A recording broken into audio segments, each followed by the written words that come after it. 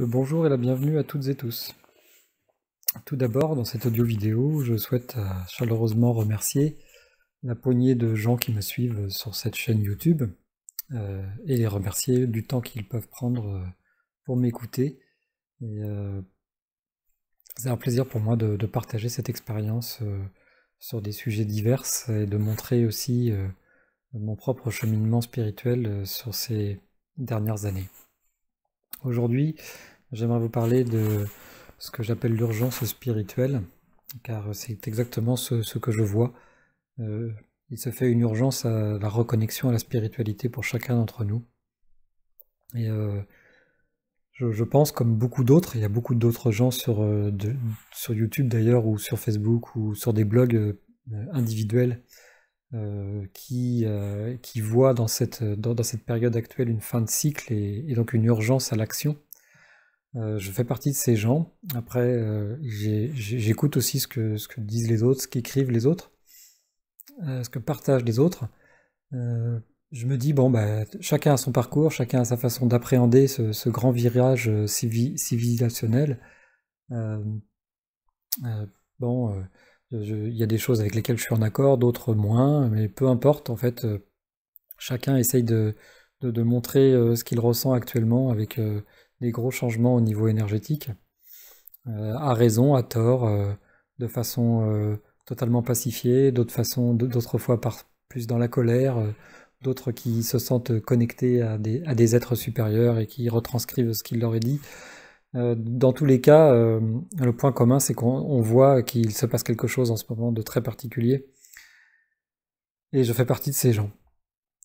Ça fait plus de 10 ans que j'ai reçu aussi, moi, cette information que 2020 et 2021 seraient les débuts, l'amorce d'un grand virage pour l'humanité, avec de gros changements. C'est d'ailleurs pour ça que j'avais ouvert mon blog en 2011, justement par rapport à cela, en comprenant bien ce qui est en train de se jouer et qu'il y avait de gros changements à venir. Et aujourd'hui, j'aimerais vous partager en fait cette nouvelle vidéo sur ce sujet. Et ce qui se passe, et on entend souvent cette allégorie est souvent utilisée par ce qu'on appelle les collapsologues, de cette grenouille qui serait dans une marmite remplie d'eau et sous laquelle on allumerait le feu. Et en fait, la température monterait progressivement et la grenouille ne verrait pas que ce qui est de la chaleur devient un danger jusqu'à se retrouver ébouillantée et morte dans la marmite. Voilà, et donc si cette grenouille avait été jetée au-dessus de l'eau bouillante, elle aurait d'un saut évité la marmite et serait passée à côté. Et c'est un peu ce qui est en train de nous arriver au jour d'aujourd'hui, c'est-à-dire que nous sommes dans cette marmite et elle est quasiment en ébullition et on est tous en train de rôtir dans cette marmite sans nous rendre compte que on risque d'y laisser notre peau si on n'a pas urgemment une prise de conscience de ce qui se passe et une reconnexion au spirituel et à la terre très rapide. Voilà, et donc dans cette audio vidéo, j'aimerais vous faire part d'une autre allégorie, celle du véhicule, le véhicule que l'on conduit tous les jours pour emmener ses enfants à l'école, pour aller faire des courses, pour aller au travail, ou tout simplement même pour aller se balader le dimanche après-midi. J'y vois une belle allégorie entre ce que nous faisons quand nous montons dans ce véhicule avec notre propre véhicule, notre véhicule d'incarnation. Alors voilà, ce que je voudrais faire, c'est vous inviter à faire un petit exercice pratique et concret. C'est après avoir écouté cette audio vidéo, c'est de faire en conscience ce que vous faites d'habitude de façon inconsciente et qu'on fait tous de façon totalement inconsciente, à savoir conduire. Donc la prochaine fois que vous prendrez votre voiture, essayez de vous concentrer sur chacun de vos mouvements et toute l'énergie que vous dépensez à faire rouler votre voiture. Donc en montant dedans, déjà faites en conscience le fait de tourner la clé de contact et de démarrer le moteur, d'entendre le démarreur s'enclencher, d'entendre le moteur partir et tourner. En conscience desserrer le frein à main, en conscience passer la vitesse, en conscience tourner le volant, en conscience accélérer, freiner, tourner, mettez les clignotants, mettez les phares, freiner, accélérer, rétrograder, accélérer, embrayer, débrayer, et essayez de faire tout ça en pleine conscience de chacune de ces actions et de le faire de façon pleinement consciente, de façon décomposée et tout à fait lucide. Et vous verrez combien, en temps normal, vous n'y faites absolument pas attention et que vous faites tout en mode automatique. Et pourquoi je vous parle de ça? Eh bien tout simplement parce que j'y fais une profonde allégorie avec notre propre véhicule d'incarnation. Et nous faisons aussi, nous, malheureusement très inconsciemment, tous, tout en pilote automatique. On n'arrête pas de faire les choses sans conscience, sans s'en rendre compte. Et du coup, on est capable de manger sans conscience, de boire sans conscience, de prendre la douche sans conscience, de se rendre compte du bonheur que c'est de prendre une douche à l'eau chaude, du bonheur de se laver, du bonheur de respirer tout simplement, de toucher, et on est capable entre guillemets, de gâcher tous ces instants qui paraissent si banals et si anodins et qui ne le sont pas du tout. Et on fait tout ça sans conscience. On peut même arriver à l'ultime en se disant en se rendant compte qu'on ne fait pas l'amour en conscience non plus avec son conjoint ou sa conjointe, alors que ça devrait être l'acte où on est le plus conscient de ce qu'on est en train de faire. Et on peut parfois passer à côté. Voilà, et donc faire tout ça un petit peu en pilote automatique. Et ça m'amène à l'allégorie avec un autre objet de déplacement assez connu, qui est l'avion. Et en fait, si on se rend bien compte, l'avion c'est pareil. Le pilote et le copilote, au tout départ, avant de décoller, doivent vérifier un ensemble de choses très précis. Et pour décoller, il faut que l'avion soit parfaitement en ligne avec la piste de décollage, que tout soit réglé au millimètre, que sa vitesse d'accélération soit parfaite, que la vitesse atteinte pour le décollage soit idéale, qu'il tire le manche pour décoller et faire lever l'avion au moment précis et le plus opportun, le mieux calculé, et aussi de faire hyper attention au premier kilomètre, on va dire, de décollage. Et ça, je le rapporterai aussi allégoriquement à notre propre existence, c'est-à-dire que au tout début, juste après notre naissance, eh bien, on s'en rappelle évidemment plus après, hein, mais on est très très très attentif à ce qu'on fait. Et par exemple, la succion du sein de sa mère, c'est quelque chose qu'on fait en pleine conscience, et se nourrir, découvrir ce que c'est que le bonheur de la nourriture qui rentre dans cet estomac tout frais et tout jeune qui vient d'arriver parmi nous, eh bien, c'est quelque chose qui se fait en pleine conscience et même, j'irais plus loin, qui se fait dans la jouissance de la vie. Et c'est ça qui se perd après, c'est toute la jouissance de la vie. Un bébé, quand il tète le sein de sa mère, il est dans la jouissance de l'instant présent et de la joie, du bonheur, la jouissance de manger et de sentir les aliments descendre dans son corps. Voilà. Et dès qu'on arrive en avion à l'altitude requise, eh bien, on rentre le train d'atterrissage et on met en pilote automatique. Et à ce moment-là, eh bien, le fameux pilote et le copilote, eh bien, ils peuvent passer à autre chose, boire un café, discuter avec les hôtesses, sortir un magazine ou un livre. Ils sont en pilote automatique. Et c'est un petit peu ce qu'on fait dans notre vie, c'est-à-dire que ce que je considérerais comme le moment où on rentre le train d'atterrissage et où on commence à rentrer en pilote automatique, eh bien, c'est précisément et très étrangement ce qu'on appelle souvent l'âge de raison, c'est-à-dire vers 7 ans. Et c'est là que se joue toute l'arrivée du mental, le fameux mental ego, ce petit ego qui commence à naître. Et il naît pourquoi? Il naît parce que l'enfant prend conscience qu'il n'est pas son père et sa mère et qu'il n'est pas non plus la terre. Donc il sort de l'unité de son rapport à la terre et au fait de découvrir les 5 sens. Et à partir de ce moment-là, eh ben, le petit ego commence à se nourrir de moi, je, ce qui est un passage obligé et normal du développement de chaque être humain. Donc il n'y a pas du tout à bannir ce passage par l'ego et le moi. Ça fait tout à fait partie de l'affirmation de soi, et puis on le voit encore plus dans l'adolescence après.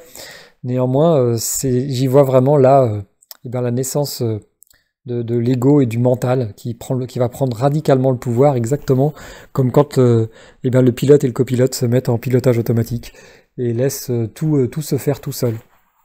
Et là, à partir de ce moment-là, exactement aussi comme pour la voiture, on passe à côté, on fait absolument plus attention à ce qu'on fait, on fait les choses de façon automatique, Et puis le mental ego, il a cette puissance de nous focaliser toujours sur le futur ou sur le passé et pas sur le moment présent. Parce que c'est dans le moment présent que l'on peut découvrir qui l'on est vraiment, les êtres spirituels et de lumière que l'on est. C'est dans le moment présent, c'est pas dans le passé, c'est pas dans le futur, c'est dans l'instant qui est là. Et c'est une fois encore dans cette jouissance extatique de la vie. La jouissance autre que la jouissance sexuelle, parce que quand on prononce ce mot-là, généralement jouissance, on pense tout de suite à la sexualité. Alors évidemment, elle existe dans la sexualité, c'est une évidence, mais elle existe dans tout en fait. La jouissance extatique de l'instant présent, c'est la jouissance d'inspirer et d'expirer, de toucher, de regarder, de s'exprimer, d'écouter, de se concentrer. Et tout ça, eh ben, on le fait la plupart du temps pas du tout en conscience, on le fait de façon automatique, sur le pilote automatique, ou alors, comme dans la voiture, on passe les vitesses, on freine, on met les clignotants, même on s'énerve, on klaxonne, et on le fait de façon totalement inconsciente, et tellement inconsciente qu'on finit par avoir une espèce de routine qui nous ennuie, et on a inventé le dieu autoradio pour mettre dans la voiture, et du coup ne pas se rendre compte que eh ben, qu'il n'y a rien d'ennuyeux et qu'on devrait être concentré sur ce qu'on fait et profiter de tout ce qu'on voit quand on roule et de tous les mouvements que l'on fait, donc encore une fois d'accélérer, freiner, passer les vitesses, prendre les virages et ainsi de suite. Et c'est pas du tout ce qu'on fait. Et dans l'avion, bah, c'est pareil, quand c'est en mode pilotage automatique, eh bien, le pilote et le copilote peuvent très bien prendre un magazine et puis se prendre à rêver d'acheter leur future voiture, d'acheter des nouvelles choses, un smartphone, une télé 4K ou je ne sais quoi d'autre, ou tout un tas d'autres choses. Et finalement, de s'engager toujours dans la logique du désir, de l'insatisfaction, du besoin, et de ne pas être dans le moment présent et de ne pas profiter de la jouissance de la vie telle qu'elle est présentée dans toute sa simplicité. Voilà, et le seul moment où un pilote ou un copilote va vite reprendre le manche et débrancher le pilotage automatique, eh bien, c'est si on traverse des zones de turbulence ou un orage. Et dans notre vie de tous les jours, eh bien, c'est pareil. Les moments où on est le plus apte finalement, et c'est dommage hein, qu'on soit obligé d'en passer par là, mais c'est souvent le cas. Et les moments où on est les plus aptes à se reconnecter au moment présent, eh bien, c'est souvent malheureusement dans la souffrance. Exactement comme l'avion, quand il traverse des zones de turbulence, il faut que le pilote soit au top de ses capacités et qu'il soit hyper concentré sur ce qu'il fait et très très conscient pour pas qu'il y ait de catastrophe, quoi, pour pas qu'il y ait le crash. Et souvent, bah, dans notre vie, on enlève le pilote automatique quand il arrive quelque chose de grave, qu'on traverse un orage, qui peut être un deuil, une perte d'emploi, une séparation avec quelqu'un qu'on aime, ce genre de choses. Et là, on fait beaucoup plus attention à ce qu'on est et à ce qu'on fait, et on est beaucoup plus dans l'instant présent. Et souvent c'est comme ça que se crée justement le fameux premier éveil, la prise de conscience que notre vie n'est pas juste et qu'elle n'est pas là où elle est et qu'on ne profite pas pleinement de ce qui nous est offert dans le quotidien. Je crois d'ailleurs que Eckhart Tolle en parle dans son fameux best-seller le pouvoir de l'instant présent, où je crois même qu'il dit que il a découvert ce fameux pouvoir de l'instant présent et de l'éveil suite à une très longue dépression qu'il avait carrément poussé, je pense, jusqu'à une tentative de suicide. Il était arrivé jusqu'à ses extrémités. Et que c'était ça qui l'avait éveillé. Alors chacun d'entre nous, à un moment ou un autre de sa vie, a eu ce passage et ce moment difficile où il a pleinement vécu dans l'instant présent. Moi, j'ai fait aussi cette expérience-là à plusieurs reprises. Et ça m'a éveillé. Le problème, c'est que souvent, eh bien, dès que les choses, entre guillemets, rentrent dans l'ordre, eh bien, on s'empresse de remettre le pilote automatique et puis on retourne dans la même routine et on refait les choses sans conscience et entre guillemets, on gâche un petit peu notre existence et cette incarnation. Jusqu'à arriver à destination pour ce qui est de l'avion. Et là, pareil, pour l'atterrissage, eh bien, le pilote et le copilote reprennent les commandes parce que c'est un moment extrêmement important et extrêmement délicat que celui de l'atterrissage, qui pour nous est la fin de vie, et c'est aussi généralement la fin de vie, un passage délicat. On se rend compte souvent eh bien, qu'on n'a pas toujours fait ce qu'on avait envie de faire, qu'on n'a pas réalisé ses rêves, qu'on n'a pas pleinement profité de tout ce qui nous était offert, de tout l'amour qui nous est offert chaque jour, au travers des rencontres, au travers de, comme je l'ai dit tout à l'heure, de la simple respiration, le simple toucher, la simple contemplation visuelle des choses.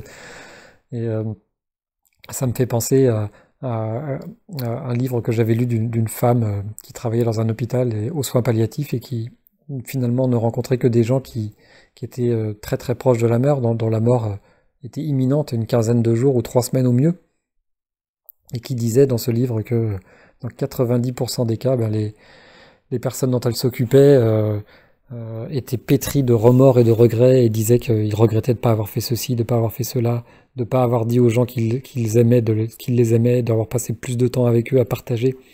Euh, et donc elle disait que c'était vraiment ça le dénominateur commun de pratiquement tous les gens en fin de vie, c'était remords et regrets. Et cet atterrissage donc de l'avion, cette fin de vie, eh ben, c'est un moment extrêmement difficile parce que généralement, bah, on n'est pas du tout aligné avec soi et on n'est pas du tout prêt à mourir parce que voilà, on est plein de pétri de remords et de regrets qu'on a vécu soit dans le passé, soit dans le futur, à courir après, après des nouveaux objets, après des désirs insatiables, au lieu de profiter de l'instant présent et de la simplicité de ce qui nous est offert chaque jour. Et on court après tout ça, et pendant que on fait tout ça, bah, c'est l'ego qui est nourri, c'est l'ego qui veut posséder, qui veut tout avoir, qui veut tout connaître, qui veut tout savoir, qui croit qu'il sait tout. Et il nous fait perdre notre temps, cet ego, et c'est nous qui le nourrissons. Donc il faut s'en prendre qu'à soi-même et se réveiller. Et quand ce réveil est fait, ben, il faut vraiment apprendre à profiter de l'instant présent. Voilà.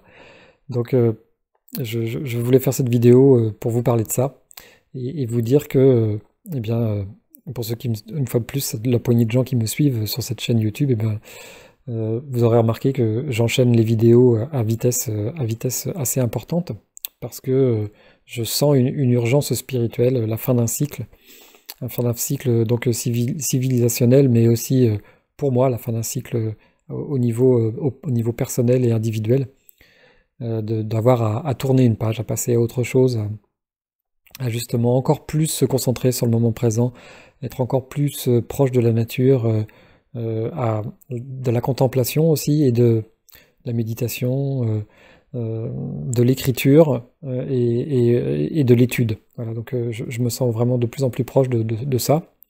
Donc voilà, j'enchaîne les vidéos parce que je dis ce que j'avais à dire, ce qui représente ces 10 années de blog, ce cheminement individuel que je vous partage, qui était encore rempli de colère, d'incompréhension, parfois de mésestime de soi, d'égoïsme aussi, d'égocentrisme, d'égo spirituel, enfin de tout un tas de choses, et de montrer comment progressivement j'ai réussi à analyser tout ça en moi à m'en extirper lentement mais sûrement. C'est aussi ce que j'ai vraiment voulu faire dans mon livre Les maladies du bien, qui est donc le parcours de ma vie spirituelle de l'âge de 20 ans à 40 ans.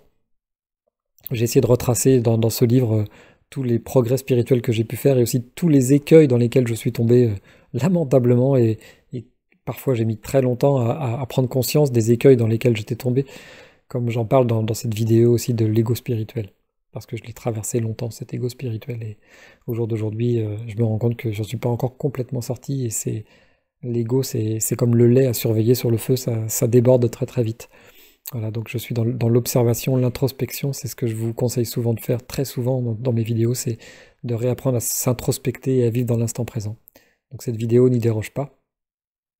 Et, euh, et voilà, et donc je tenais à vous dire que bientôt, j'en ferai beaucoup moins, voire plus du tout, parce que, eh bien, être sur Facebook, sur YouTube et tout ça, en attendant, c'est du temps qu'on ne consacre pas à l'instant présent et à la contemplation de la nature et de tout l'amour qu'elle nous donne chaque jour. Et je voudrais beaucoup plus me consacrer à ça, donc là j'enchaîne les vidéos pour pouvoir aller tourner cette page et me consacrer beaucoup plus aussi à notre projet de maison autonome que nous avons avec ma compagne Adélaïde. Maintenant, ça va faire un peu plus de 6 mois que nous avons emménagé ici en Centre-Bretagne et le printemps arrive et on va beaucoup plus se consacrer au verger, au potager et à continuer à faire avancer ce projet d'autonomie. Et comme je vous l'ai dit, à être plus dans l'instant présent, plus proche de la terre et de toutes ces énergies, plus dans la contemplation et l'étude. Voilà. Donc ce sont les dernières vidéos que je ferai avant de me consacrer beaucoup plus à tout ça. Voilà, écoutez, je vous remercie encore une fois de me consacrer de votre temps à m'écouter et je vous dis, comme à mon habitude, à très bientôt en vous souhaitant le meilleur en tout temps et en tout lieu. Merci beaucoup et à très bientôt.